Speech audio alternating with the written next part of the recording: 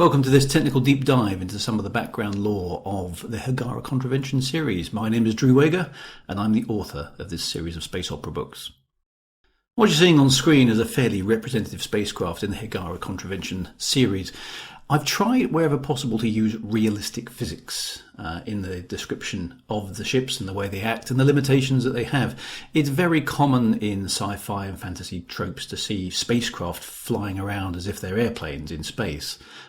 It's not realistic. While it's quite satisfying to have sort of dogfights and space pew-pew in that kind of fashion, that's not actually how spacecraft would work in any realistic universe. And one of the hallmarks of Hegira Contravention in my previous books has been to obey physics wherever I can. Now, what that means in the case of this particular spacecraft is if you want to go somewhere, you have to accelerate halfway there. Then you have to flip your spacecraft over and decelerate the rest of the way. So what you're seeing is actually, in this particular example, the spacecraft is on a course to a little moonlet, which is, as you can see, tucked in between two of the major rings of this gas giant. And it's currently accelerating towards the halfway point of its little journey. When it reaches the halfway point, it will cut thrust, flip over, and then decelerate back the other way as it approaches its target. And this is the way that the ships in Hegira work. If you want to go between 2 points, you have to accelerate away from point A for half of the journey.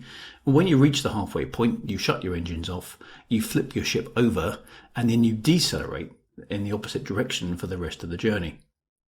And there goes the ship. It's just making its turn now. And you'll see the engines ignite again as it starts decelerating towards its target. Now, what I've done is I've set the ships up such that the acceleration on board the ships is 1g. Now, those of you who know your physics will know that an acceleration of 1g is indistinguishable from the gravity of 1g on the planet's surface.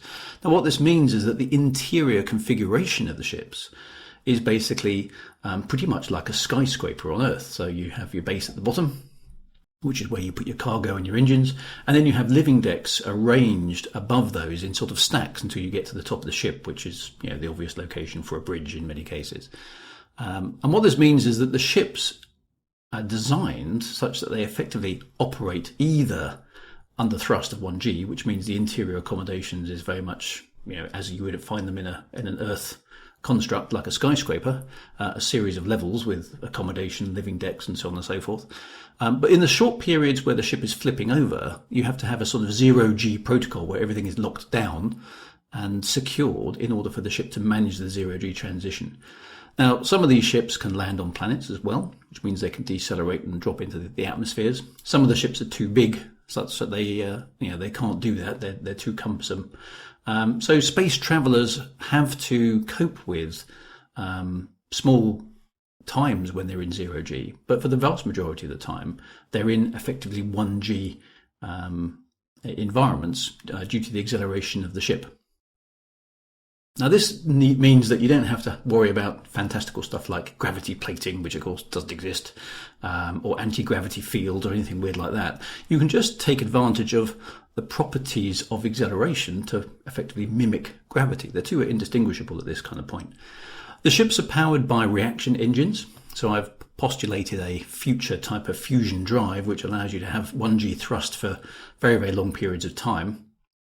Several days, weeks, even months in some particular circumstances, which means the ships can accelerate to quite high speeds, but nothing actually breaks the laws of physics other than, maybe being a little bit ambitious in terms of what the drive technology can actually do. But there's no jump drives or micro jumps or weird ways of traveling through system space within a solar system. You simply have to accelerate halfway there and then decelerate the other direction as well. Now, that means that travel times in systems are measured in days and weeks and months. You're not going to travel from one planet to another in just a few hours, but it does mean for the sake of narrative storytelling that ship travel takes a bit of time. So there's an opportunity for the crew to do things, get to know each other, have problems and arguments and all those kind of good things, but not so long as that. It's indeterminate. You need some other technology to deal with the length of time that you're in a ship. Now, as our spacecraft brings itself to a halt in the general vicinity of the planetoid, you can see now it's brought itself to a relative halt.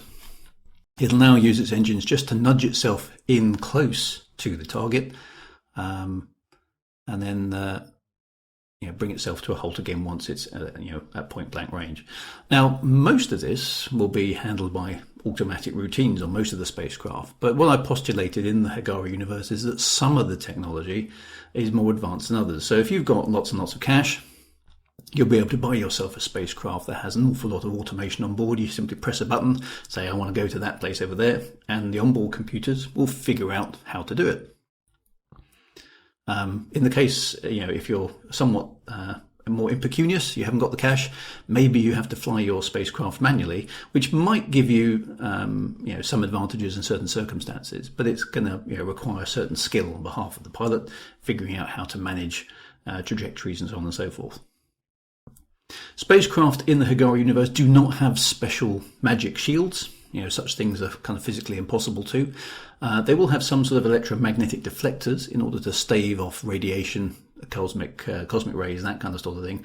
But essentially, the ships are big, dumb tech, and that's effectively the way they operate. So, inertia is a thing, anti-gravity isn't a thing, and all ships work on a thrust model and will fly around with those kind of constraints. So that gives you a brief overview of how the ships work. I hope you found that interesting. Stay tuned for some more deep dives on the Hegira Universe.